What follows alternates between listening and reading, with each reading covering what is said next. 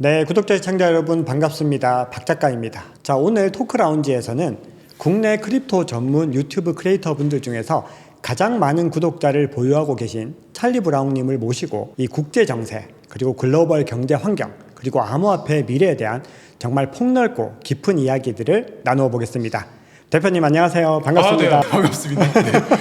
아마 저희 채널 구독자분들께서 대표님 많이들 알고 계실 텐데요. 워낙에 또 유명하시고 오랫동안 활동을 해오셨는데 아마 목소리는 익숙하시지만 실물은 처음 뵙는 분들도 많이 있으실 겁니다. 네, 맞습니다. 네, 그래서 저희 채널에 오늘 처음 방문해 주셨으니까 저희 구독자분들께 간단하게 셀프 소개 부탁드리겠습니다. 안녕하십니까. 2018년 7월 달부터 지금까지 유튜브 채널 찰리 브라운 채널을 운영하고 있는 찰리 브라웅입니다. 그래서 제 얼굴을 익히 알고 계신 분들도 아마 많으실 거라고 알고 있는데, 이제 본격적으로 조금씩 이제 저도 이런 활동을 이제 대외적으로 하려고 이제 하는 시작? 네. 그런 의미에서 이제 박 작가님을 뵙고 싶어서 흔쾌히 이제 방문했습니다. 박 작가님이 저한테 이제 질문 주시기 전에 제가 이제 한 가지 같이 말 한마디 하면서 이제 시작하는 게 좋지 않을까라는 생각을 하고 있는데, 네. 제가 9월 6일 날 뉴스가 나온 게 있어요. 거기 이제 네네. 뉴스 헤드라인에 뭐라고 나와 있냐면, 국민들의 80%가 가상자산 시장에 관해서 부정적인 인식이 아직까지 되게 많다는 그런 기사를 제가 봤거든요. 오, 아직까지요? 어떻게 보면 그 뉴스가 우리들한테 전달해주는 의미가 사실은 되게 강력한 메시지가 있다라고 생각을 해요. 오히려 이럴 때가 우리가 더 즐기게 고래 힘줄같이 더 버텨야 될 마지막 고비가 아닐까라는 생각을 합니다. 그런 의미에서 박 작가님하고 제가 화이팅을 한번 외치면서 시작하는 게 좋지 않을까라는 생각을 합니다. 네, 좋습니다. 네. 자, 그러면 제가 하나, 둘, 셋 하면 화이팅 하겠습니다. 네. 하나, 둘, 셋. 화이팅! 네, 그러면 본격적으로 저희 방송 시작해 보겠습니다. 뭔가 시작부터 굉장히 기운이 차는 그런 모습들입니다. 자, 오늘 제가 찰리 브라운 대표님 모시고 너무 좀 다양한 얘기들을 하고 싶어서 질문지를 좀 많이 준비를 했습니다. 네. 자, 그리고 그 영역들이 굉장히 폭넓은데요. 여러분들 굉장히 관심 많으신 국제 정세, 그리고 지정학적인 갈등에서 시작을 해서요. 비트코인, 그리고 알트코인까지 정말 다양한 이야기들을 나누어 볼 예정입니다. 자, 그럼 그 시작으로 먼저 이 지금의 이 복잡한 국제 정세와 지정학적인 갈등들을 좀 이야기를 해보고 싶은데요. 자, 지금 이런 여러 가지 지정학적인 구도들이 글로벌 거시 경제에도 영향을 미치고 있습니다. 지금 미중 패권 경쟁이 계속해서 이어지고 있고, 디커플링에서 디리스킹이라는 용어들도 등장을 하고 있는데요. 자, 미중 패권 경쟁 구도 앞으로 어떻게 전개될 것이라고 대표님 생각하시나요? 제 찰리 브라운 채널에서 이미 뭐 많은 대중분들에게 이미 뭐 제 어떤 그 세계관을 전달해 드렸는데, 제 개인적인 소견으로는 이렇습니다. 이제 과거에 이제 달러의 패러다임이 한창 이제 막 확장돼 있었을 시기, 지금은 현재 이제 축소 단계로 들어가 있는 시기인데, 네. 그때는 이제 미국이 주도하는 G1 체제였고, 그렇죠. 그 이후에 중국이 부상하면서 미국과 중국의 G2 체제가 있었습니다. 그렇죠. 그리고 그 이후에 현재는 다극 체제라는 단어를 일부 경제 전문가들이라던가 아니면 교수님들이 꺼내기 시작하는데, 네. 저는 지금 현재의 상황이 딱 말 그대로 다극 체제라고 생각을 하거든요. 네. 미국을 선두로 하는 G7과 그리고 중국과 인도를 대표로 하는 브릭스의 네. 대두가 이게 지금 현재 어떤 그 분기점의 어떤 토대가 아닐까. 네. 네, 알겠습니다. 자, 그러면 제가 브릭스에 대해서 더 질문을 좀 드려볼 텐데, 지금 이렇게 브릭스라는 구조와 G7이라고 하는 구조가 이제 양극화가 되어 있는 그런 구조가 형성되었는데, 지금 이 브릭스의 가장 중추적인 역할을 하는 나라는 단연 중국일 텐데, 지금 중국의 경제 상황이 굉장히 좋지 못하다라는 기사들이 많이 나오고 있습니다. 최근에는 이 중국의 빈집이 1억 채가 넘는다. 이 기사가 국내 언론들에서 굉장히 많이 회자가 됐고, 유튜브에서도 굉장히 많은 어떤 인기를 끌었었죠. 자, 그리고 미국은 인플레이션을 걱정하고 있는데 중국에서는 디플레이션 이야기가 나오고 있습니다. 자, 그러면 중국의 경제 전망 앞으로 어떻게 될 거라고 보시나요? 중국은 말씀하신 대로 디플레이션 상황이기 때문에 디플레이션을 극복하기 위해서는 금리를 인하해서 유동성을 공격적으로 풀 수가 있습니다. 그렇죠. 그래서 인플레이션으로 반전시켜서 GDP 성장률을 의도적으로 끌어올릴 수가 있거든요. 네, 지금 상황으로 제가 알기로는. 네네. 그리고 미국은 지금 현재 상황이 경기는 지금 꺼져가고 있는 상황인데 인플레이션은 사실 잡히지 않는 현재 상황이라서 사실 직관적으로 말씀드리면 스태그플레이션이라고 말해도 제가 봤을 때는 과언이 아니라는 생각을 하거든요. 그러니까 대표님은 미국은 오히려 스태그플레이션에 놓여 있다 네. 이렇게 해석을 하시는 네. 거죠. 그래서 네. 이제 제가 딱 함축해서 말씀드리고 싶은 부분이 뭐냐면 중국은 아마 제가 알기로 그 IMF 총재가 얼마 전에 시 주석을 만난 걸로 알고 있어요. 네. 그래서 IMF가 국제 통화 기금이잖아요. 네네. 그래서 국제 뭐 기금에 관한 걸 이제 집행을 하는데 제가 알기로는 아마 대출을 조금 더 중국 쪽에 힘을 실어준 게 아닌가라고 해서 아마 지금은 공격적으로 유동성을 풀지 않고 있는데 네. 나중에 이제 올 하반기가 돼서는 지금보단 조금 더 공격적으로 유동성을 풀어서 디플레이션을 인플레이션 쪽으로 좀 끌어올리는 스탠스가 나오지 않을까라는 생각을 합니다. 그럼 지금 아직까지 중국이 그런 공격적인 어떤 정책적인 방향을 가지고 가지 않는 이유는 뭔가 또 이유가 있는 거겠네요. 그렇겠죠. 아직까지는. 네. 어떤 이유가 있는 걸까요? 제가 개인적으로 봤을 때는 시기를 재고 있는 게 아닐까라는 생각을 하거든요. 네네. 그 사람들에 맞는 어떤 그분들의 논리가 있고 메커니즘이 있을 거 아니에요. 네네, 근데 그렇죠. 제가 봤을 때는 뭐 그런 거? 알겠습니다. 자, 그러면 중국과 미국 이야기를 조금 더 이어가 볼 텐데요. 지금 이제 미국 같은 경우는 이제 대표님께서 이제 경기에 대해서 어떤 스태그플레이션이라는 말씀을 해주셨는데, 그럼에도 지금 뭐 골드만삭스라든지 어떤 투자은행들은 미국의 어떤 경제가 굉장히 좀 견고하다라는 이야기들을 하고 있고, 실제로 뭐 고용 지표가 좀 꺾였지만 여전히 지금 어떤 건재한 시그널들이 나오고 있습니다. 자, 그리고 오늘 또 발표된 뭐 비제조업 지수 같은 것들도 굉장히 계속해서 지금 이 영역이 활황이라는 어떤 시그널들이 나오고 있는데, 이 부분들은 어떻게 또 해석을 해보는 게 좋을까요? 이런 생각을 하거든요. 보통 제롬 펄 연준 의장이 보통 이제 뭐 연준 회의가 끝나서는 이런 얘기들을 인플레이션이 높으니까 우린 금리 인상을 공격적으로 해야 된다라고 얘기를 계속 하고 있는 상황이잖아요. 지금 이제 9월 아마 중순 정도가 아마 제가 알기로 금리 발표가 있는 네, 걸로 맞습니다. 알고 있어요. 네, 미팅이 있습니다. 근데 실질적으로 인플레이션은 그렇게 화끈하게 잡히지 않는 상황이고, 그렇죠. 그죠? 그래서 지금 어정쩡한 상황의 연속 상황이거든요. 그래서 네. 제가 알기로 전문 경제 칼럼니스트 이분들도 명확한 뷰를 내리기가 상당히 애매모호한 지금 구간인 걸로 알고 있어요. 네, 맞습니다. 지금 지금 현재 사실은 상황이. 네, 경제 전문가들도 의견들이 많이 엇갈리죠. 지금은. 지금 현재 상황이. 근데 제가 생각하는 진짜 중요한 인플레이션의 하락을 이끌 수 있는 트리거 포인트는 뭐냐면 우크라이나 전쟁의 종식이 가장 중요한 어떤 쟁점이지 않을까라는 생각을 해요. 네네. 이게 왜 그러냐면 전통적인 해석법으로 인플레이션이 높으면 제롬 펄 연준 의장이 우리 인플레이션 잡아야 돼. 금리 인상을 공격적으로 해야 돼. 이게 전통 해법으로는 여태까지 맞아왔어요. 그렇죠. 근데 갑자기 복병이 등장합니다. 사실 인플레이션이 통화를 풀어낸 거 대비해서 엄청나게 지금까지 가속이 붙어서 올라갔던 게 첫 번째는 코비드 바이러스로 인해서 인프라망이 와해됐던 거. 네. 그리고 지금 현재는 이제 인프라가 다시 회복되고 있는 현재의 와중이긴 하지만 네네. 근데 가장 중요한 건 가장 최근에 아직까지 끝나지 않는 우크라이나 전쟁으로 인해서 천연가스 가격이나 크루드 오일 가격이 잡히지 않는 근본의 베이스가 사실 거기에 있지 않나라는 생각을 해요.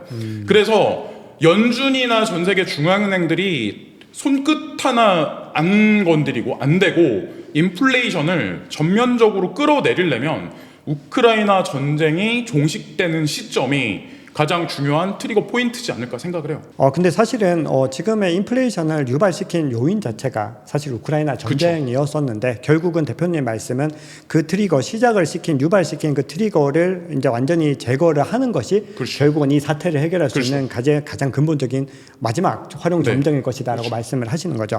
자, 그러면 이제 브릭스 이야기를 조금 더 이어가 보겠습니다. 지금 G7과 이제 브릭스라는 이제 양대 거대 어떤 공동체들이 좀 나눠지는 분위기들을 보이고 있는데, 자, 그렇게 됐을 때 이 브릭스가 성장할수록 이 세계 경제와 질서에는 어떤 영향을 줄 수 있는지, 그리고 브릭스는 앞으로 어느 정도 성장할 수 있을지, 그 전망은 어떻게 보시나요? 이런 거죠. 아까 제가 이제 초반부에 이제 한번 말씀을 드렸다시피 패권의 구도가 갑자기 변해버렸어요. 네. 브릭스가 어느 순간 튀어나오면서 갑자기 급성장했죠. 갑자기 사실. 급성장 해버렸죠. 네. 그리고 미디어들도 그쪽으로 이제 막 부추기고 막 그러면서 뭐 중국 얘기 지금 현재는 막 인도 쪽으로 해가지고 막 이렇게 몰아붙이고 막 그러는데 저는 이제 이런 생각을 하거든요. 그러니까 코비드와 우크라이나 전쟁을 통해서 원래는 미국을 선두로 한 G7이 전 세계 식량과 에너지, 지하 자원에 관한 인프라를 사실은 더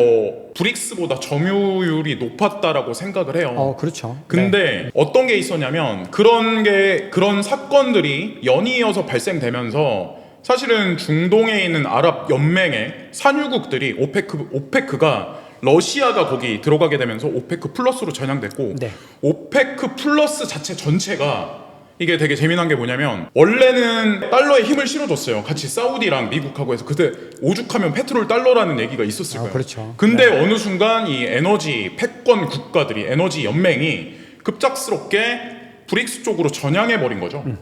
그렇죠. 그러면서 많은 일들이 벌어졌는데 이게 에너지에 국한된 얘기가 아니라 아시다시피 지금 뭐 엘니뇨라든가 라니냐라든가 이런 뭐 곡물 자원의 시급한 문제가 그쵸. 점점 우리한테 가까워오고 있고 곡물 자원의 어떤 수확량이 계속해서 시간의 흐름에 따라서 계속 감소하고 있는 현재 추세인데 네. 이 곡물 자원에 관해서 영역 확보를 G7보다는 제가 알기로는 오히려 브릭스가 더 많이 점유하고 있다라고 알고 있거든요. 여러 가지 측면으로 봤을 때는 그거를 베이스로 해서 오히려 G7보다는 브릭스가 조금 더 향후에는 성장할 가능성이 강할 더 가능성이 높다고. 높지 않을까라는 생각을 합니다. 사실 이런 게 있어요. 이게 브릭스에 이번에 6개국이 더 추가가 돼서 11개국으로 늘어났잖아요. 네네. 그 중에 우리가 이제 유심히 봐야 할 두 개의 국가가 있습니다. 하나는 이집트고 하나는 에티오피아라는 국가예요. 네. 그게 왜 그러냐면 이집트가 어떤 위치가 있냐면 지정학적 위치나 아니면 뭐 정치적으로 아랍 연맹에서 어떤 위치에 있냐면 여기가 아랍 연맹의 수장국입니다. 그렇죠. 이념적으로. 네. 그러니까 뭐 GDP 이런 거를 말씀드리는 게 아니라 이념적으로 아랍 연맹의 여기가 핵심이라고 보시면 돼요. 근데 여기가 브릭스에 추가가 됐다. 네. 그러면 그거를 어떻게 설명을 해야 될까요? 아랍 연맹의 오페크 플러스도 G7이 아니라 브릭스 쪽으로 전향됐다. 그러니까 사실은 실리적인 오일 라인도 브릭스 쪽으로 갔고 정치적인 거나 이념적인 것도 오히려 애매모호한 상황이 아니라 브릭스 쪽으로 다 전향해버린 현재 상황이죠. 하다못해 이번에 이제 뭐 지금 현재 뭐 인도가 떠오르고 있는데 다음 세대는 아프리카라고 저는 알고 있거든요. 네. 아프리카에서도 정치적으로 되게 중요한 어떤 중심국이 에티오피아라는 국가예요. 네네. 여기도 마찬가지로 그쪽으로 들어갑니다. 브릭스로. 네. 그래서 이집트를 중심으로 한 아랍 연맹이 30개국이 넘어요. 에티오피아를 중심으로 한 아프리카 연맹이 여기도 30에서 40개국이 되거든요. 그래서 표면상은 6개국이 추가된 11개국의 브릭스 플러스지만 사실 미디어에 나오진 않지만 사실 더 많은 국가들이 한 뭐 60에서 70여 개 되는 국가들이 사실은 네네. 그렇게 봐야 하지 않을까라는 생각을 합니다. 그리고 이제 또 중요한 거는 이제 잠깐 이게 제가 설명을 하다 보니까 이제 약간 논점이 일탈했는데 저희 이제 이런 생각을 하거든요. 그러니까 어떤 게 있으면 기존에는 이제 페트롤 달러에 있었을 때 사우디아라비아라든가 아랍에미레이트라든가 전략 무기를 수입을 할 때 주로 이제 미국에서 전략 자산을 이제 수입을 많이 했었는데 그렇죠. 일방적으로 사실 어느 순간부터 이 무기 수입 라인이 러시아 쪽으로 바뀝니다. 그게 좀 비율이 많이 좀 유의미한 그러니까, 비율로 점진적으로 계속.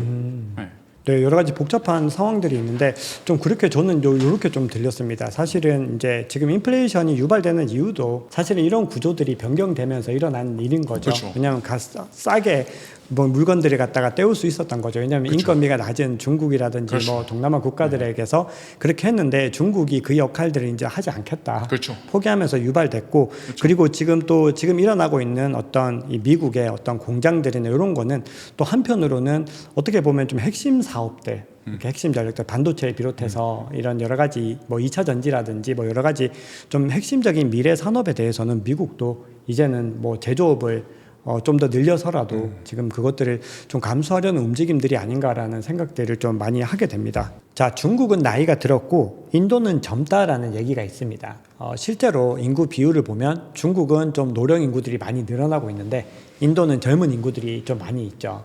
자, 그리고 최근에는 이 인도가 중국의 인구를 추월을 했기 때문에 뭐 일단 언론이나 이런 곳에서는 인도가 굉장히 중요하게 떠오를 것이다라는 강조를 하면서 어떤 중국과의 어떤 경쟁 구도 같은 것들을 좀 붙이는 그런 분위기들도 나오고 있는데요. 대표님은 향후에 인도가 중국을 꺾고 G2에 등극할 수 있을 거라고 보시나요? 저는 그렇게는 힘들지 않을까라는 생각을 합니다. 네네. 이건 제 개인적인 견해가 아니라 국제 GDP의 어떤 순위나 미래에 관해서 보통 이제 제가 데이터를 많이 참고를 많이 하는데 네. 보통 기본적으로 이제 IMF라든가 아니면 뭐 맥킨지 컨설팅 아니면 뭐 프라이스 워터스 쿠퍼스 뭐 PwC 이런데 데이터를 많이 참고해서 저는 거기다 이제 뭐 많은 자료를 추가를 해서 합리적인 결론을 도출을 하거든요. 네네. 근데 거기에도 나와 있는 게 보통 보면은 인도가 중국을 추월한다까지는 없어요. 아직까지는. 네, 아직까지는 그게 왜 그러냐면 저는 이제 이런 생각을 하거든요. 우리 지금 현재 이제 미디어들에는 이런 얘기들이 되게 많이 나와요. 중국은 부동산 때문에 끝났어. 중국은 뭐 고령화 때문에 이제 끝났어란 얘기가 나오는데 저는 이제 시청자분들이 이제 오해하시면 안 되는 게 저는 데이터를 항상 이제 중요시합니다.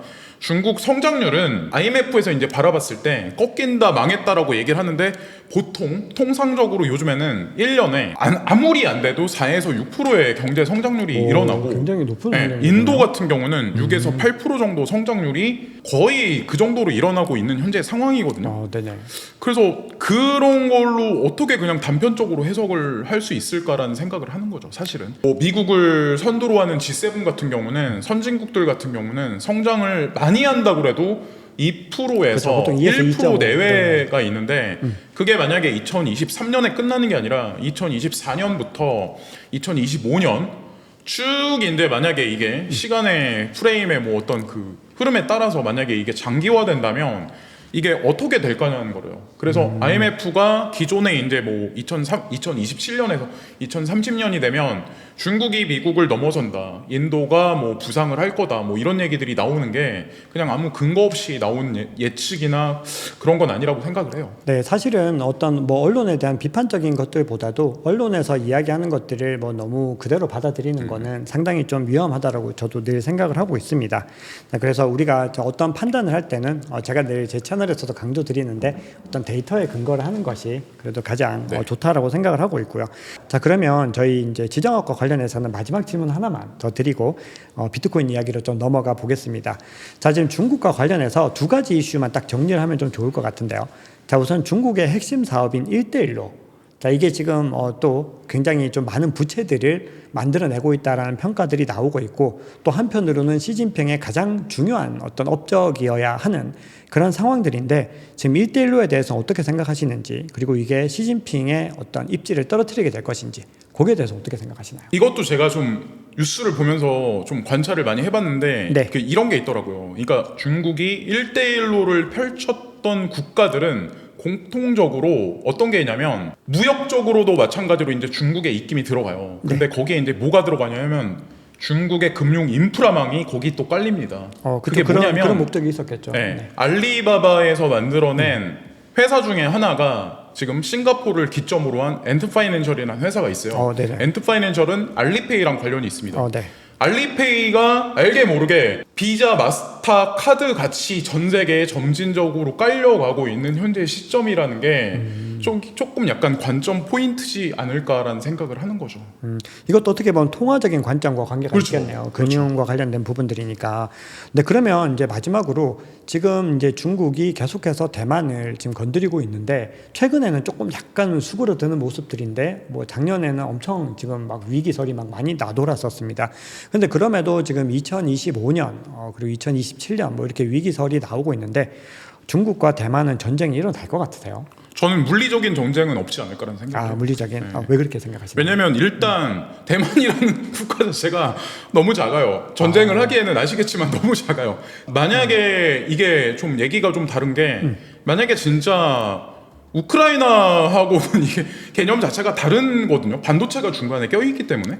그렇죠. 그런 입지들은 차이가 있죠. 네. 그렇죠. 근데 거기서 그 좁은 땅덩어리에서 물리적으로 전쟁을 한다. 그럼 폭탄 몇 개를 던지면 거기가 그게 될까요? 그리고 그게 미국하고의 어떤 그런 것도 있기 때문에 제가 봤을 때는 일단 물리적인 전쟁은 뭐 나중 문제고 일단 정치적으로 가장 우리가 근접해서 볼 수 있는 게 어떤 게 있냐면 제가 알기로 1월 달에 선거가 있습니다. 그렇죠. 네, 거기 네. 네, 대만의 총통. 네, 총통. 네. 네. 거기서 이제 정치적인 성향이 어떤 사람이 되냐가 굉장히 따라서 중요하죠. 사실은 전쟁 없이 방향성이 나올 수가 있겠죠. 네네, 네. 그렇죠. 사실 지금 차잉원이 이제 당선되고 나서 구조가 완전 바뀌었고, 네. 바로 전까지는 사실 친중이었죠. 그렇죠. 그러다가 지금 완전 구조가 바뀌어 버린 건데, 사실 또 지금 어떤 패권 경쟁 구도 상에서 또 미국이 아무래도 대만에 대한 어떤 반도체적인 이슈도 있고 여러 가지로 좀 중요한 입지를 가지고 있는 나라죠. 사실 나라의 크기에 비해서. 네. 그래서 여러 가지로 좀 많이 주의 깊게 봐야 되는 나라라고 생각을 합니다.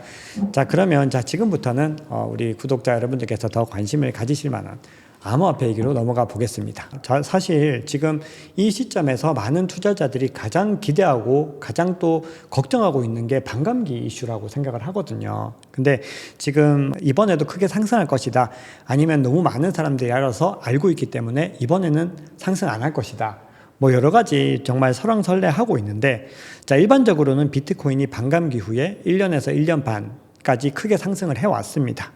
자, 대표님은 이번 반감기 어떻게 보시는지, 그리고 어떻게 가격이 움직일 거라고 보시나요? 2016년도부터 지금까지 이제 지금 현재는 ETF가 신청이 들어가 있는 현재 상황이고, 승인이 되는 시점과 반감기가 교묘하게 맞물려 있는 현재 또 시점이라는 게 또 재밌죠. 네네, 그게 굉장히 중요한 것 그게 같아요. 관찰 포인트인 것 같고, 네.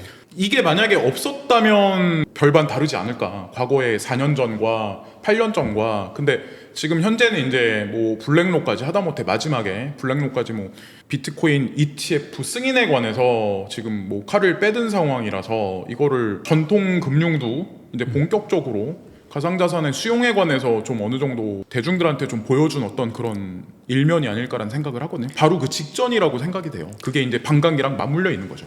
그러면 제가 정리를 좀 해보면, 만약에 어떤 비트코인 현물 ETF 이슈가 없었다면 가격은 과거와 비슷하게 갔을 거라는 말씀이신 건가요? 아니면은 그렇게 되지 못했을 거다라고? 별로 재미가 없었어요. 재미가 없었을 거다. 그렇죠. 그럴 가능성이 높다. 자, 근데 이제 현물 ETF가 승인이 되고, 그리고 어떤 유동성이 이제 돌아오는 계기들이 만들어지면은 이 반감기가 좀 뜨겁게 달아오를 수도 있다. 그쵸. 이런 관점인 거죠. 자, 그러면 이제 우리가 이런 질문을 할 수밖에 없는데, 제가 뭐 이거는 대표님께서도 뭐 당연히 그렇다고 대답하실 것 같은데, 어쨌든 이 블랙락이라고 하는 세계 1위 자산 운용사가 ETF를 신청을 했고, 그리고 오늘 이제 촬영 시점 기준으로 오늘 오전에 이 캐시우드가 처음으로 이더리움 현물 ETF도 신청을 했습니다.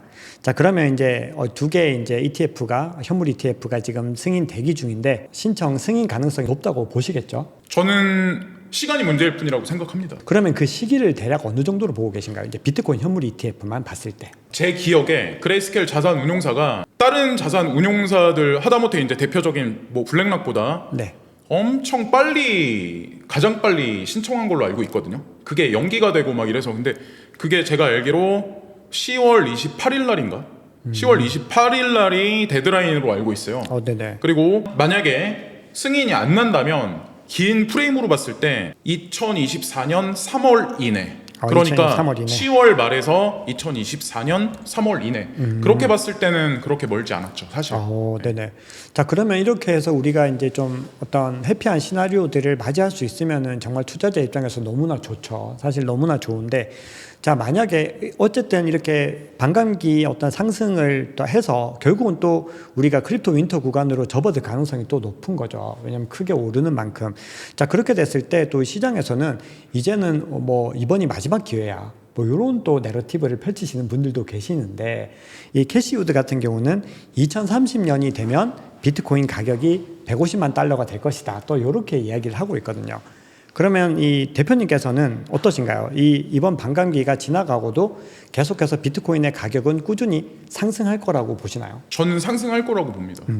캐시우드 그분이 말씀하신 건 2030년까지를 봤지만, 사실은 큰 파동에서 오르고 내리고 어떤 그런 점이 있잖아요. 네네. 그런 어떤 그 파동이 있잖아요. 네네, 그렇죠. 근데 그 중간에 거대하게 크게 오르면 분명히 거대하게 폭락이 있을 수도 있거든요. 그렇죠. 산이 높으면 네, 뭐 물론 고립됐다 이런 2030년까지의 프레임에 뭐 7년이란 뭐 어떤 장기간을 보면 물론 뭐 그렇게 되긴 하겠지만, 근데 이제 제가 생각하는 건 뭐냐면 긴 프레임으로 보면 캐시우드 그분이 말씀하시는 거 이상으로 더 올라가고 더 네네. 긴 기간으로 저는 이제 이 가상자산 시장이 뭐 ETF를 기점으로 제도권 수용이 되고 주식 시장의 어떤 다이어그램을 집어삼키는 뛰어넘을 블랙홀 수 있다. 같이 빨아당기는 거기까지 저는 이제 생각을 하는 사람이기 때문에 네네.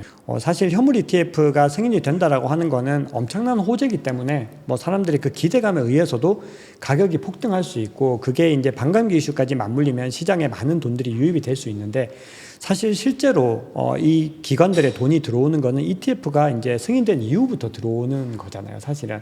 그렇게 되면 많은 이제 기관 투자자들이 포트폴리오에 이 현물 ETF부터 해서 이 비트코인을 담게 되는 구간들이 올 텐데, 저도 이제 그걸 감안했을 때는 훨씬 더 길게 봐야 된다고 생각을 하고 있거든요. 왜냐하면 이게 만약에 반감기까지만 하고 끝내야 된다면 이게 너무 이 비트코인이 끝난다는 얘기인데, 그러면은 그런 이게 일들이 가능할까? 이게 되게 말도 안 되는 게 뭐냐면 우리가 그렇게 오랫동안 가상자산 시장의 제도권 수용을 바랬고 그 그렇죠. 이정표가 되는 게 어떻게 보면 ETF라고 할 수 있는 그렇죠. 단어일 수가 있는데 이게 말이 어폐가 있는 거죠. 그렇죠. 제도권 네. 수용되자마자 끝. 약간 그러니까 그게 말이 안 되는 거죠. 말이 안 되는 네. 거죠. 사실 근데 이게 물론 중요한 건 있죠. 2030년까지 보면 단기간에 급작스럽게 엄청나게 오르면 분명히 거품이 생길 거고. 그럼요. 네, 저 이제 그리고 또 하나 이제 제가 한 가지 말씀드리고 싶은 게 뭐가 있냐면 바이낸스도 OTC 마켓을 통해서 기관 투자가들이 대량 거래를 할 수 있는 라인을 얼마 전에 만든 걸로 알고 있어요. 네네. 그리고 또 하나는 우리가 흔하게 보편적으로 사용하고 있는 거래소하고는 별개로 OTC 마켓에서 오히려 지금 기관 투자가들은 거래량에 표면적으로 도출하지 않게 좀 거래를 하고 있지 않나라는 생각을 하고, 네. 만약에 ETF 승인이 나면 그것을 각종 미디어들이 대중 투자자들을 좀 끌어 모아서 그때는 조금만 쳐줘도 금방금방 확확 뛰거든요. 그렇죠. 조금만 본인들은 지금 시기에 사람들 지쳐 있을 때 OTC에서 왕창 매집을 하고 ETF 승인 났다라고 하면 대중들은 와 막 이럴 텐데. 그렇죠. 제가 봤을 맞습니다. 땐 그래요. 100만큼 기관이 쌓아야 될 거를 20만큼만 싸도 100만큼의 어떤 상승이 일어날 수 있거든요. 그렇죠. 그렇게 네, 되죠. 네. 사실 마이클 셀러 같은 경우도 이렇게 마이크로 스트래티지가 비트코인 매입을 할 때 너무 많은 물량들을 한 번에 매입을 하다 보니까 보통 OTC 마켓으로 매입을 하고, 그게 만약에 그냥 거래소에서 하게 되면 시세를 너무 많이 흔들기 때문에 대부분의 기관들은 아마 그런 식으로 조금씩 네네. 모아 나가고 있는 움직임들은 뭐 어떤 음모론적인 관점이 아니고 아마 사실일 네, 거라고 네. 생각을 합니다. 자, 그러면 이제 이야기가 나온 김에 이 월가 주도의 EDXM 거래소가 최근에 이제 또 영업을 시작을 했는데, 이 EDXM이 지니는 의미와 어떤 시장에 미치는 영향력에 대해서는 대표님 어떻게 생각하시나요?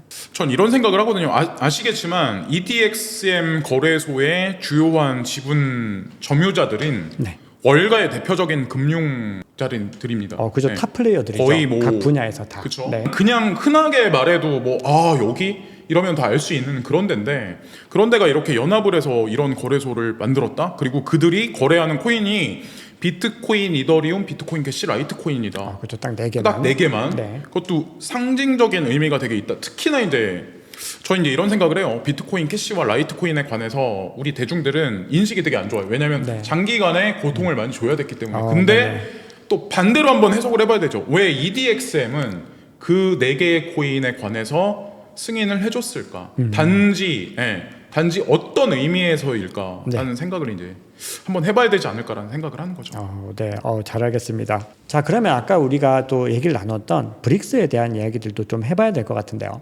이 브릭스의 어떤 통화에 관련된 문제들이 굉장히 좀 중요하게 대두가 되는데, 자, 그런 상황에서 금 히토류 기반의 스테이블 코인 발행을 언급을 했는데요.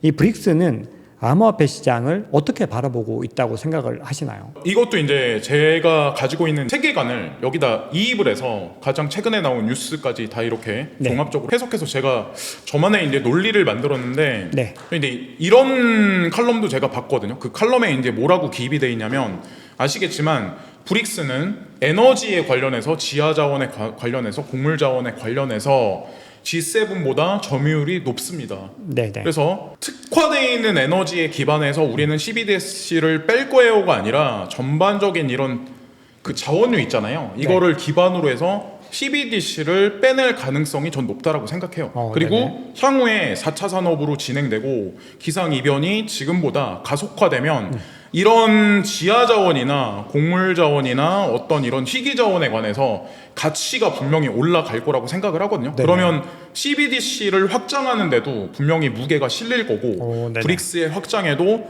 무게가 실릴 거고, 근데 중요한 건 CBDC를 단독으로만 보면 가상자산이 매칭이 안 되지만 네. 제가 생각하는 거는 딱 그렇거든요. 그러니까 브릭스의 확장과 CBDC의 발행, 그리고 탈달러를 궁극적으로 추구하긴 하지만 CBDC는 말 그대로 자산이 아닙니다. 그냥 달러와 같은, 중앙은행에서 발행하는 명목 화폐와도 같은 어떤 그 고정된 가치잖아요. 네네, 그렇죠. 근데 만약에 그 중간에 인덱스에 비트코인이 들어간다, 이더리움이 들어간다, 네. 비트코인 캐시가 들어간다, 라이트코인이 들어간다라고 하면 얘기가 측면 자체가 달라지는 거죠. 달라지겠네요. 네. 네네. 그래서 우리가 투자하고 있는 가상자산을 거래를 한다라기보다는 CBDC에 에너지가 주입이 돼서 가상자산 시장이 확대가 되는 거죠. 그래서 지금 현재 흔들리고 있는 IMF 통화 바스켓의 5대 기축 통화들 있잖아요. 네. 궁극에는 지금 아직까지 그런 얘기가 나오지 않지만 더 확장되고 브릭스에서 공동통화까지 빼내면 6대 기축통화 자리에 어느 순간 비트코인이라는 어떤 그런 언급이 되기 시작을 할 거고 그 네네. 시점 정도 되면 달러의 어떤 그 힘도 많이 약해져 있을 거고, 유로화에 관한 거, 위에나에 관한 거, 엔화에 관한 거, 파운드에 관한 것도 많이 약해져 있는 상황이지 않을까. 그래서 어찌 보면 브릭스를 앞에다 세워서 뭐 이렇게 뭐 탈달러하다 얘기를 할 수 있지만, 사실은 제가 개인적으로 보기에는 이 작업에는 BIS나 IMF나 하다못해 브릭스뿐만 아니라 미국까지 포함되어 있지 않나라는 생각을 하는 거죠. 지금 방금 말씀해주신 부분들 제가 뒤에서 또 자세하게 좀 여쭤볼 기회가 있을 것 같습니다. 뭔가 이렇게 좀 크게 그림을 이제 그리는 이제 모습이신데, 굉장히 좀 어떻게 보면 투자자들의 입장에서는 굉장히 좀 설레는 어떤 그런 이야기들일 수 있을 것 같습니다. 그래서 뒤에서 좀 자세하게 여쭤보도록 하고요. 논의를 조금 더 이어가 보면 이 브릭스 국가 중에서도 경제 규모가 큰 게 중국과 인도인데요. 이 중국은 지금 암호화폐를 채굴부터 원천 차단을 했고, 이 홍콩이라는 이 역외를 통해서 좀 문을 약간 열어둔 상태인데, 향후에 중국이 암호화폐를 개방하게 되는 순간이 올 거라고 생각하시나요? 저는 올 거라고 생각을 합니다. 네네. 혹시 그 근거는 또 어떻게? 그 근거가 이제 어떤 게 있냐면 몇 개월 전에 나온 뉴스 중에 좀 기억할 만한 게 한 가지 뉴스가 있었어요. 네. 그 뉴스에 이제 뭐라고 나왔냐면 바이낸스 거래량 중에 중국 본토인의 거래량이 20%가 있었다는 얘기가 있었습니다. 네, 그 기사 있었습니다. 있었습니다. 그리고 또 하나는 되게 중요한 건데, 되게 아이러니한 게 뭐냐면 세계 최대 채굴기 전문 회사, A식 채굴기 전문 회사가 비트메인이에요.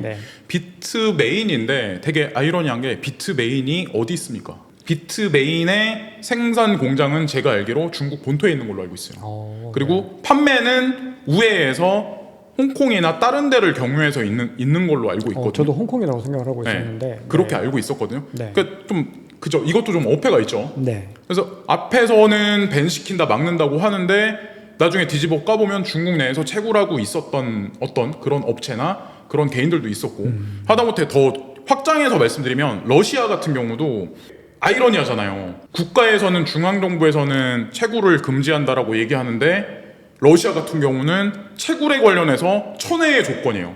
그렇죠. 미국에서는 너네 달러 쓰지 마, 스위프트 1.0에서 러시아 차단해. 그러면 푸틴 대통령 입장에서 그래? 그러면은 가상자산 괜찮을 것 같은데, 우리 평균 기온 낮아, 천연가스 가지고 있어, 중국하고 교역이 원활하게 진행되고 있어, 우리 부족할 거 없어, 채굴 물밑에서 해, 겉에다 뉴스 뿌릴 때는 우리 채굴 안 한다고 그렇게 공표해, 이럴 수도 있지 않을까 생각을 하는 거죠. 네, 잘 알겠습니다. 네, 그러면 이제는 좀 개별 코인들, 알트코인 이야기들도 좀 나눠 보겠습니다. 주로 이제 개별 코인은 리플과 이더리움 위주로 좀 말씀을 좀 드려보고, 그 외에도 이제 대표님께서 관심 가지시는 알트코인들을 좀 몇 가지 이야기를 해보겠습니다. 자, 먼저 알트코인의 대장이면서 이 비트코인 다음 이 탑2의 지위를 확고하게 하고 있는 이더리움이 있는데요. 지금 이더리움이 선물 ETF 승인 날짜가 지금 다가오고 있고 오늘 현물 ETF도 지금 신청이 됐는데 이 향후의 전망 어떻게 보시나요? 저는 이제 어떤 생각을 요즘에 이제 나오는 뉴스를 보면은 솔직히 말씀드리면 이런 게 있어요. 그러니까 아침에 일어나면은 저도 여러분들하고 똑같이 업비트 시세창을 확인을 합니다. 네. 그래서 이제 비트코인 위주를 보고 업비트를 이제 쭉 한번 봐요. 그러면 네네. 거의 변화가 없어요. 거의 항상 이제 파란색. 뭐 올라봐야 의미 없는 상승과 하락. 그렇죠. 네. 요즘은. 지금 현재 그래서 이제 저도 이제 지쳐가는데 이게 어떤 게 있냐면 비트코인 ETF는 승인 신청을 해놨는데 갑자기 뉴스 중에 그러니까 이더리움 선물을 신청했다는 얘기가 나오고 선물 신청했다는 얘기는 후행해서 분명히 현물하고도 연결이 줄줄이 비엔나 같이 연결이 되거든요. 그럼요. 네. 그래서 이런 걸 보면서 그러면은 알트코인의 대장은 이더리움인데 그러면은 ETF가 된다. 그러면 과연 이더리움은 과연 어떻게 될까? 이런 생각을 하는 거죠. 근데 뭐 비트코인도 마찬가지지만 되게 상징적인 건데 일단 뭐 선물이 된다는 의미는 한 가지 의미가 아니라 되게 거시적으로 전 세계에서 많은 기관 투자가들이 움직일 거라는 얘기인데 그럼 당연히 맞습니다. 확장이 될 거고 확장이 돼서 수익이 나면 거기서 또 세금을 또 그래서 이것도 한 번에 열어주는 게 아니라 점진적으로 가상자산 시장의 제도와 맥을 같이 해서 이것도 순차적으로 중앙 정부들에서는 이렇게 하나하나 이렇게 하지 않을까라는 생각을 하는 거죠. 그리고 이게 어떻게 보면 이 암호화폐 어떤 인프라가 확장되는 과정들이 한 번에 숨을 확 여는 것이 아니라 큰 그림에서도 그러니까 이렇게 이해관계들이 복잡하다 보니까 계속해서 조금씩 어떤 문을 갖다 열어주고 있다라는 말씀이신 거죠. 자, 그러면 결국은 이 선물 ETF도 승인이 될 가능성이 매우 높은 거죠. 저는 그렇게 생각합니다. 이게 왜 그러냐면 제가 그런 생각을 왜 하냐면 저는 이제 CBOE, CME를 좀 많이 보거든요. 근데 거기 보면 나스닥도 마찬가지고 보면은 그런 자산 운용사나 뭐 주식시장 관련한 그런 회사들이 보통 보면은 인덱스를 계속 만들고 있어요. 인덱스를 그렇죠. 만든다는 의미는 파생 상품을 만들기 위한 준비 과정을 했다라고 이제 전 생각을 하거든요. 그게 ETF잖아요, 말 그대로. 네, 그렇죠. 그게 이제 ETF가 그걸 그렇기 추종하는 때문에 거죠. 이유 없는 행동을 지금까지 하지는 않았을 거라고 저는 생각하고 하다못해 나스닥도 그런 행위를 한다는 자체도 의미가 있고 하다못해 이제 CME도 마찬가지고 CBOE도 우리가 지금 계속 언급하고 있는 코인들에 관해서 계속 인덱스를 쌓고 그 데이터를 가지고 파생 상품에 관련해서 기관 투자가들하고 우리가 보이지 않는 데서 뭔가를 계속 하고 있다라고 저는 이제 알고 있거든요. 그렇죠. 지금 CM이나 말씀 주셨던 뭐 CBO나 이런 데서 어떤 인덱스를 만든다고 하는 것들은 분명히 향후에는 물밑 작업이고 그런 것들을 백그라운드로 해서 뭔가 또 한 단계 성장하는 부분들이 있을 거라고 저도 그렇게 생각을 합니다. 네, 그러면 이제 이더리움 관련해서 마지막 질문인데요. 대답하시기에 좀 그럴 수도 있는데 이더리움이 비트코인을 능가할 가능성은 어떻게 있다고 보시나요? 아니면은 불가능하다고 보시나요? 이거는 제가 이제 분명하게 얘기를 할 수가 있는데 저는 솔직히 이더리움만 투자하는 사람도 아니고 비트만 투자하는 사람도 아니고 그렇다고 제가 XRP를 많이 유튜브 상에서 떠들긴 하지만 그렇다고 XRP만 추종하는 사람은 아닙니다. 제가 개인적으로 보기엔 그래요. 우리 보통 이제 쉽게 표현하면 예를 들어서 주식 시장이 있어요. 주식 시장에는 뭐 예를 들어서 뭐 삼성전자가 있고 뭐 하이닉스가 있고 반도체 섹터가 있고 여러 개 뭐 예를 들어서 뭐 의학에 관한 거 섹터가 있고 뭐 여러 가지 섹터가 있습니다. 뭐 화학에 관한 거 여러 가지 섹터가 산업으로 다 개별적인 산업을 구성을 하고 그게 다 산업의 어떤 그 투자의 트렌드나 이런 거를 다 구성해서 만들어내는데 코인도 비트코인이 가치의 인덱스의 최정상에 있는 코인이 가지고 있는 어떤 그 가치가 분명히 있는 거고 역할이 있는 거고 이더리움이 스마트 콘트랙의 대장으로서 가지고 있는 역할과 기능이 분명히 있는 거고 XRP가 전 세계 CBDC하고 관련해서 모세의 혈관 같은 역할을 하는 그런 현실적인 기능이 있는 거고 에이다가 또 가지고 있는 그게 있는 거고 솔라나는 솔라나대로 저는 분명히 뭐 스마트 콘트랙으로 그런 게 있는 거고 인터체인 코인이다 그러면 체인링크다 코스모스다 이 코인들이 또 이런 코인들하고 연결해서 또 뭐 같이 구성하는 어떤 그런 역할이 있는 거고 각자의 영역이 있지 않을까 생각을 합니다. 그래서 저는 XRP가 궁극의 끝판왕이라고 언급을 하긴 하지만 이 개념을 여기다 대입하는 건 좀 무리수가 있고 각각의 기능과 역할이 있지 않을까, 이게 좀 합리적이지 않을까 생각을 해요. 저는 XRP가 궁극의 끝판왕이라고 언급을 하긴 하지만 이 개념을 여기다 대입하는 건 좀 무리수가 있고 각각의 기능과 역할이 있지 않을까, 이게 좀 합리적이지 않을까 생각을 해요. 그러니까 이제 이더리움이 비트코인을 능가할 가능성이 있다라는 질문에 대해서는 둘 다 이제 고유의 역할이 네. 있다. 그래서 뭐 서로가 서로를 능가한다 이런 것들은 좀 무의미하다. 약간 이렇게 보시는 거예요. 네, 그런 거를 우리가 지금 정한다는 자체가 제가 봤을 때 이게 이런 질문하고 똑같은 거예요. 비트코인이 얼마까지 올라갈 것 같습니까? 맞습니다. 똑같지 않을까 생각을 해요. 사실은 이거는 제가 봐도 누가 이걸 섣불리 대답한다는 게 그냥 진짜 지극히 개인적인 네, 맞아요. 생각일 수밖에 없을 것 같아요. 자, 그러면 이제 이더리움까지 얘기를 했고, 자, 지금부터는 더 다른 알트코인들 이야기를 나눠보겠습니다. 자, 이번에 여쭤볼 코인은 한국인들이 가장 사랑하면서도 가장 미워하는 애증의 코인입니다. 자, 리플인데요. 이 XRP에 대해서 이 찰리 브라운 대표님께서 이 영상에서 가장 많이 좀 언급을 하시는 코인 중에 하나죠. 그래서 여기에 대해서 이 전망이나 종합적으로 이 XRP를 어떻게 보고 계신지를 말씀 주시면 좋을 것 같아요. 저도 솔직히 비트코인을 필두로 해서 가상자산 시장은 이제 비트코인이 끝판왕이고 기준이다라는 생각을 했던 사람 중에 한 명이었어요. 네네. 근데 이게 생각이 제가 어느 순간 바뀌었냐면 XRP가 소송에 걸리면서 생각이 바뀌었습니다. 오히려 소송에 걸리면서요. 네. 그러면서 이거 재미난 코인이구나 라는 생각을 했고, 이 코인이 그러니까 거기에 계속 언급이 되면서 재판이 걸리고 재판이 길어지면서 오히려 저는 더 가치 있다라고 저는 생각을 했어요. 네네. 네, 오히려 반대로 실망을 하는 게 아니라 이거 진짜 뭔가가 있구나 라는 생각을 더 확고하게 하게 된 게 소송에 걸렸는데 되게 신기한 게 싱가포르의 국부펀드인 테마섹이 거의 지분의 80% 이상을 가지고 있는 DBS 뱅크라고 하는 그 은행이 있는데, 디지털 은행이 있는데, 거기에도 소송이 전륜발이 승인이 나기 전에도 거기에 이미 리스팅이 돼 있었거든요. 네네. 네, 그 소송과 관련 없이. 네.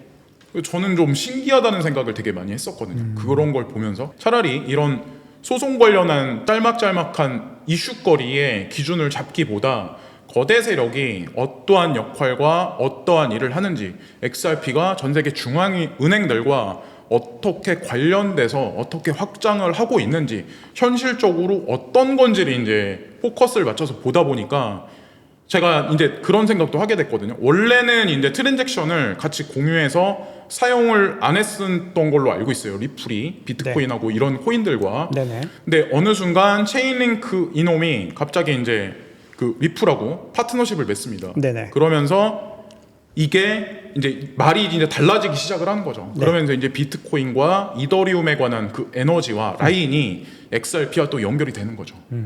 현실적으로 하나 둘씩 우리가 보지 못했던 현실적인 퍼즐 조각이 하나 둘씩 맞춰지면서, 그렇다고 뭐 XRP가 뭐 좀 전에도 이제 말씀드렸지만 비트코인보다 나은 놈이야, 비트코인 너는 끝났어, 이게 아니라 그냥 각자의 영역과 고유의 어떤 그 기능이 있다는 거죠. 근데 XRP는 본인의 어떤 그 특수한 영역, 그러니까 어쨌든 비트코인과 이더리움과는 확연하게 다른 영역인 거는 그쵸, 확고한데, 그쵸. 자, 그 영역에서는 분명히 최강자가 되고 그리고 굉장히 그 영역을 크게 확장할 수 있다라고 보시는 거죠. 사실 리플이 굉장히, 리플랩스가 왕성하게 활동하고 있죠. 굉장히 많은 파트너십을 맺고 있고 지금 상장 이야기도 나오고 있고 굉장히 좀 왕성한 어떤 활약들을 하고 있는데, 지금 리플의 모든 사업들이 XRP와 직결적으로 다 연결되지 않는다라는 문제점들을 많은 분들이 거론을 하고 계십니다. 자, 그래서 제가 이 XRP의 분기별 보고서를 뭐 작년 거, 재작년 거까지 다 지금 보고 이제 ODL 매출 같은 것들을 좀 확인을 하고 있는데, 이렇게 일각에서는 여전히 ODL 매출이, 그러니까 XRP를 활용한 이 ODL 매출 자체가 그렇게 상대적으로는 좀 크지 않은 것 같은데, 거기에 대해서 정말 좀 의구심을 나타내는 분들이 계시는데, 대표님들은 여기에 대해서 어떻게 보시나요? 이것도 이제 제 생각인데, 뭐 그러니까 우리는 객관적인 데이터가 쌓이고 그게 이제 확실해질 때 논리가 1+1은 2라는 어떤 그 공식 성립이 돼서 거기에 이제 믿음이 부여가 되고 확신이 부여가 되는 거잖아요. 그런 부분에서 좀 미비하니까 이거는 좀 어폐가 있다라고 얘기하는 거는 이제 제 기준에서 봤을 때는 조금 그래요. 왜 그러냐면 이게 그런 게 있어요. 그러니까 제 기준에서 봤을 때는 명확성이 없기 때문에 뭔가를 더 추론할 수 있고 있고 뭔가 투자로서의 매력이 있지 않나라는 생각을 하는 거죠. 우리가 만약에 ODL 어떤 매출이 말씀인지를 알 것 같습니다. 100%다라고 확신을 하고 요 정도 매출이 나왔구나라고 이미 전 세계 누군가도 그 사실을 알았을 거고 그게 이미 대중들한테 퍼졌을 거라고 저는 생각을 하거든요. 네네. 그랬으면은 지금의 가격도 아닐 뿐더러 소송 관련해서도 더 의미가 없지 않을까라는 생각을 하는 거죠. 자, 그러면 약간 좀 비슷한 맥락인데 요것도 하나 말씀을 좀 여쭤봐야 될 것 같습니다. 지금 리플랩스의 어떤 사업들이 대부분 다 XRPL과 연관이 된 건 아니다라는 또 이슈들이 있는 거죠. 그러면 대표님께서는 향후에는 이 어떤 인프라를 만들 때 이 XRPL, 그러니까 XRP 레저가 굉장히 결정적인 역할을 하고 인프라를 형성할 것이다라고 생각을 하고 계신 거죠. 네. 네. 그럼 그거를 생각할 수 있는 어떤 근거들은 좀 있을까요? 우리가 좀 믿음을 가질 수 있을? 체인링크와 XRP가 파트너십 관계를 맺을 거다라고 예측했던 사람은 아무도 없었어요. 네. 체인링크가 XRP랑 파트너십 관계를 맺으면서 거기에 급작스럽게 비트코인과 이더리움에 관한 연결이 형성이 됩니다. 네네. 이런 거죠, 한마디로. 그러면 앞으로도 마찬가지로 우리는 XRP 레저라고 국한돼서 생각을 하지만 거기에 뭔가 변수로서 중요 포인트로 작용하는 어떤 그 블록체인이나 어떤 것들이 연결이 되면 우리가 생각하는 추론의 제한성에는 제한이 걸린다는 거죠. 이게 또 흥미로운 관점인 것 같아요. 어떻게 보면 XRPL 자체에만 너무 국한되는 것이 아니라 조금 더 이거를 넓혀보자라는 생각이신 거잖아요. 그렇죠, 그렇죠. 확장을 해보자. 알겠습니다. 리플과 관련해서 굉장히 또 흥미로운 얘기들 많이 전해주셔서 감사합니다. 자, 그러면 리플 얘기를 조금만 더 이어가 보겠습니다.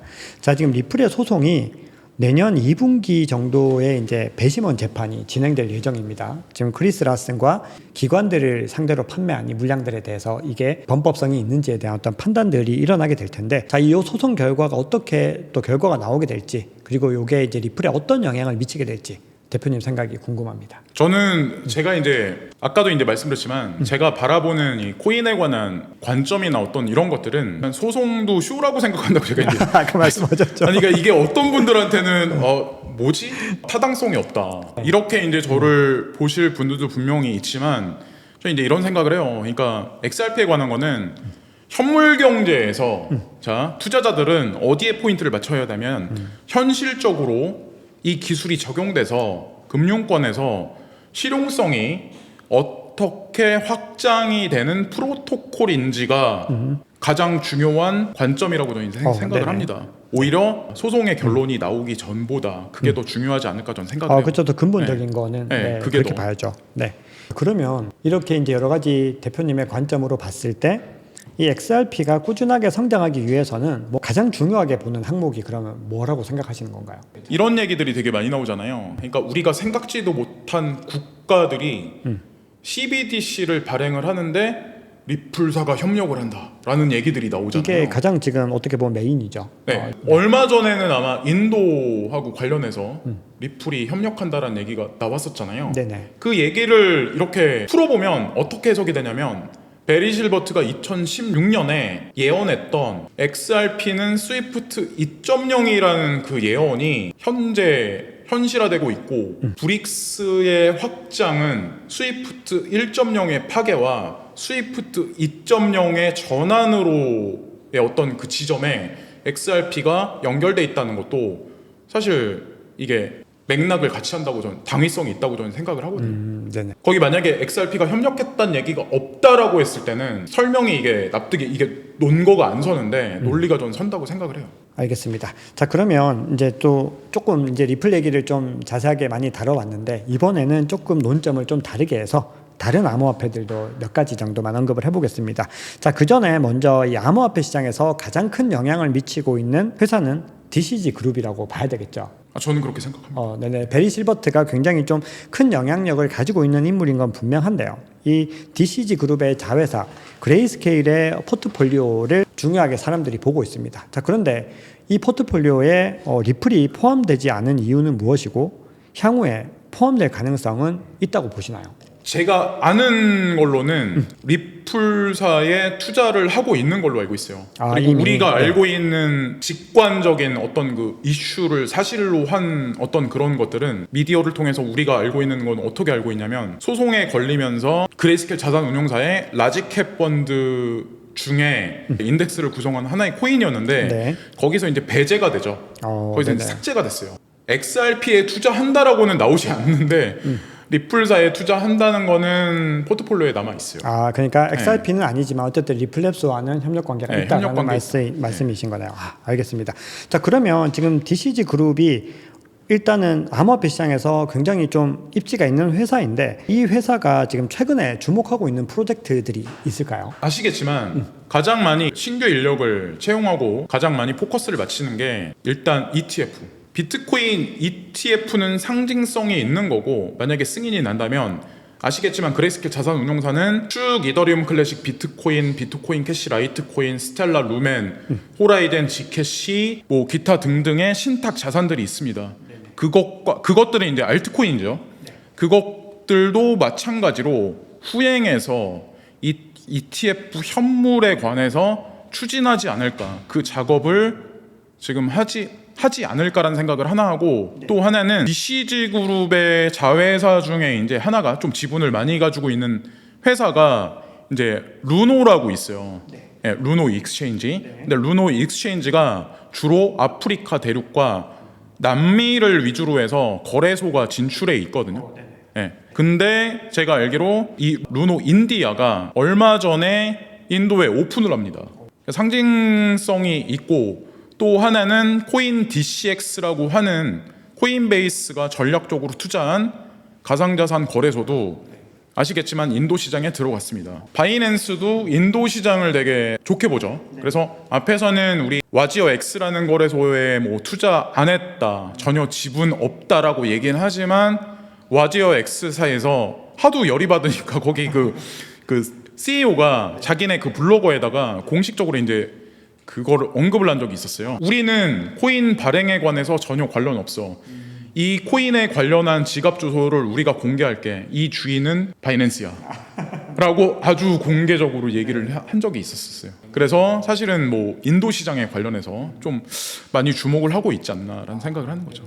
알겠습니다. 자, 그러면 이 DCG 그룹의 포트폴리오 중에서 좀 중요하게 또 봐야 될 게, 아까 저희 이제 촬영 전에 얘기 나눴던 코인 중에서 라이트코인, 그리고 비트코인 캐시가 굉장히 EDXM에도 상장이 돼 있고, 그리고 로빈후드에서도 가장 먼저 비트코인 이더리움 다음으로 상장을 했습니다. 그리고 여기저기서 다른 코인들보다 가장 우선적으로 지금 상장에 대한 어떤 기대감들이 있는 코인인데, 최근에 라이트코인이 반감기를 지났는데도 좀 기대보다는 좀 지지부진한 움직임을 이어가고 있습니다. 자, 이 두 개의 암호화폐, 그러니까 비트코인에서 하드포크된 이 두 개의 코인의 전망, 대표님 어떻게 보시나요? 우리는 보통 이제 그러잖아요. 비트코인, 이더리움은 인정을 하는데 비트코인 캐시와 라이트코인은 인정하지 않습니다. 근데 월가의 금융 최고 정상에 모여 있는 그룹이 탄생시킨 EDXM 거래소는 라이트코인과 비트코인 캐시를 왜 넣었을까?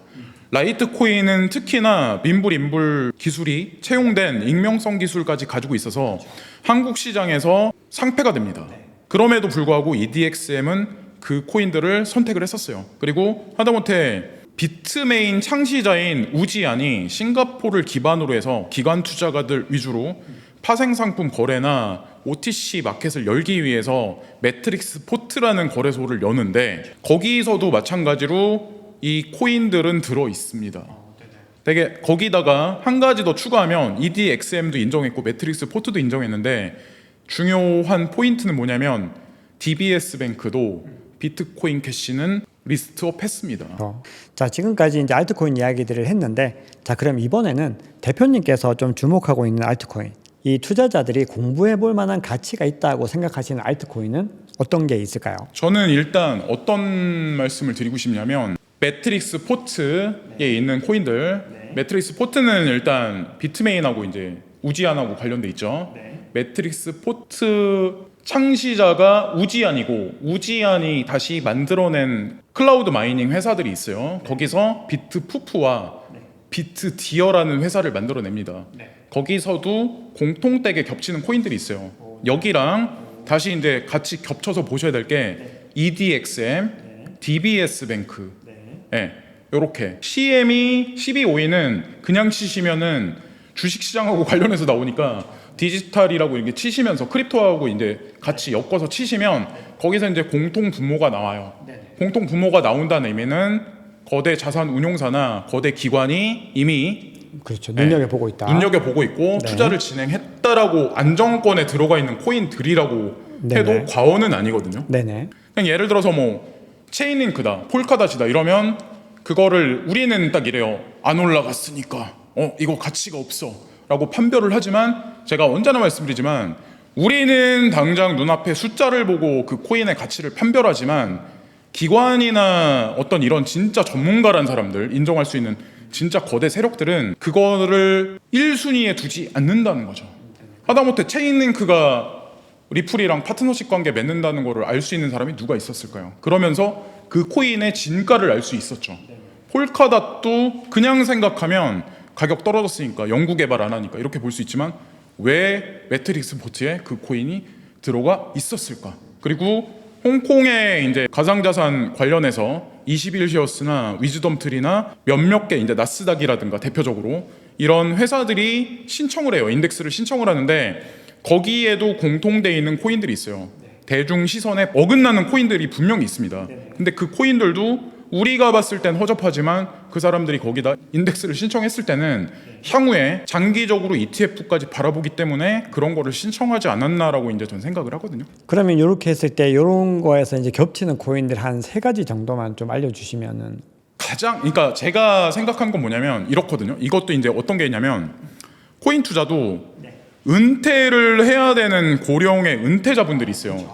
연세가. 그런 분들은 비트코인을 중심으로 해서 50% 이상을 비트코인으로 포트폴리오를 맞추시고 나머지 40에서 40% 그 이하라든가 하여튼 소규모로 알트코인을 분배를 하시는 거고, 만약에 나는 좀 나이가 어리다 그리고 여력이 좀 있다 그러면 공격적으로 비트코인 비중보다는 알트코인 비중이 높은 게 좋지 않을까.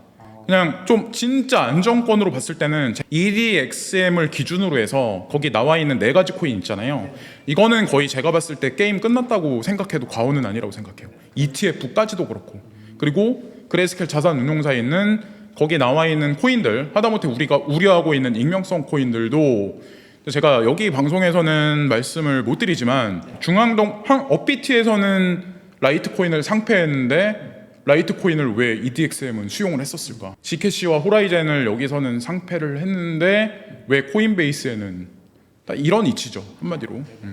알겠습니다. 와, 이게 제가 다른 여쭤보려고 하는 질문들도 벌써 답을 많이 주셔가지고 하나 정도 더 여쭤보겠습니다. 자, 우리가 알트코인 하면은 굉장히 좀 위험하다라는 인식들도 많이 있고 실제로 통계 조사를 보면 알트코인 투자자의 90%가 손실을 보고 있다라는 설문조사도 나왔었습니다.